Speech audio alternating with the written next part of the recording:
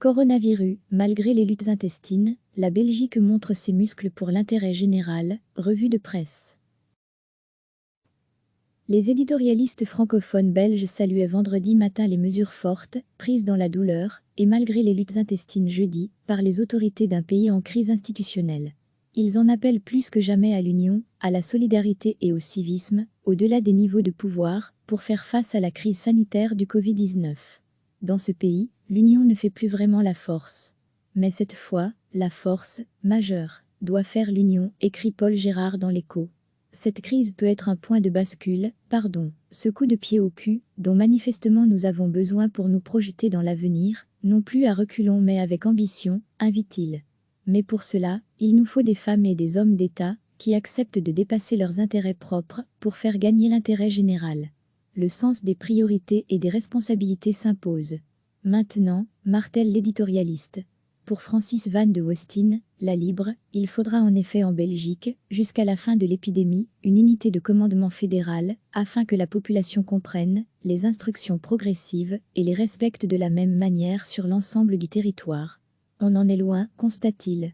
L'heure pourtant n'est plus, au petit jeu, au repli, au désordre, mais à la solidarité.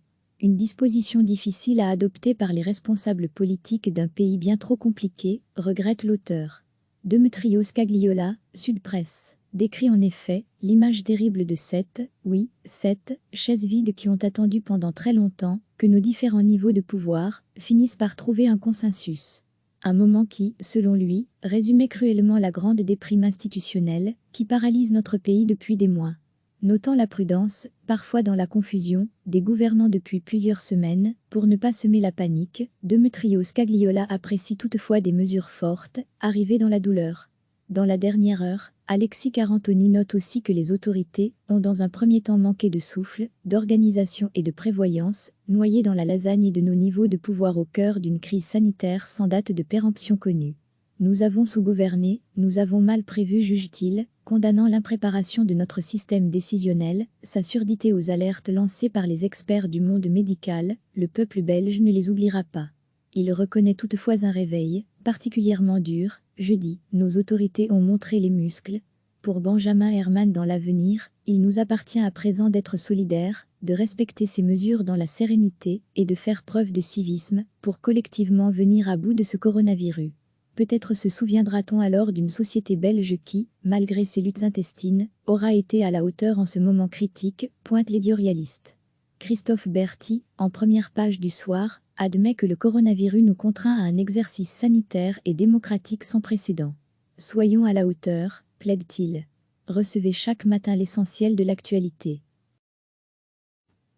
Les éditorialistes francophones belges saluaient vendredi matin les mesures fortes, prises dans la douleur, et malgré les luttes intestines jeudi, par les autorités d'un pays en crise institutionnelle.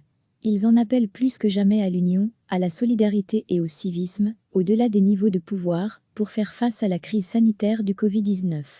Dans ce pays, l'union ne fait plus vraiment la force.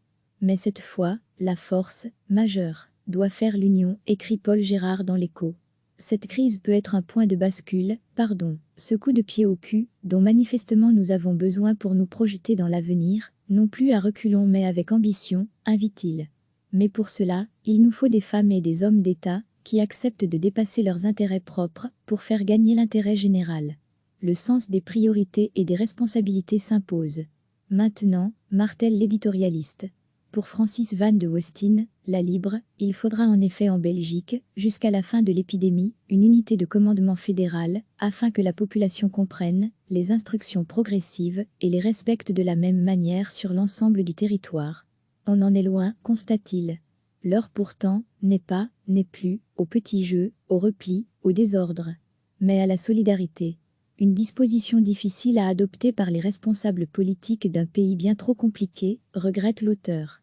Demetrios Scagliola, Sud Presse, décrit en effet l'image terrible de sept chaises vides qui ont attendu pendant très longtemps que nos différents niveaux de pouvoir finissent par trouver un consensus. Un moment qui, selon lui, résumait cruellement la grande déprime institutionnelle qui paralyse notre pays depuis des mois.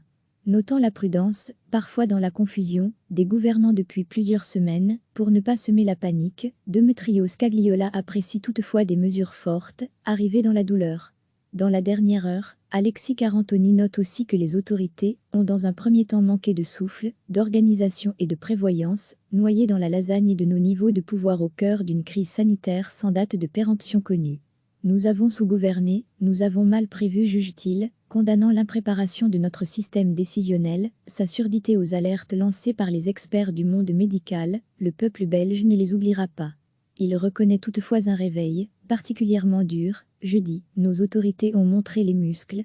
Pour Benjamin Herman dans l'avenir, il nous appartient à présent d'être solidaires, de respecter ces mesures dans la sérénité et de faire preuve de civisme pour collectivement venir à bout de ce coronavirus. Peut-être se souviendra-t-on alors d'une société belge qui, malgré ses luttes intestines, aura été à la hauteur en ce moment critique, pointe l'éditorialiste. Christophe Berti, en première page du Soir, admet que le coronavirus nous contraint à un exercice sanitaire et démocratique sans précédent. Soyons à la hauteur, plaide-t-il. Cliquez sur s'abonner pour recevoir les dernières nouvelles.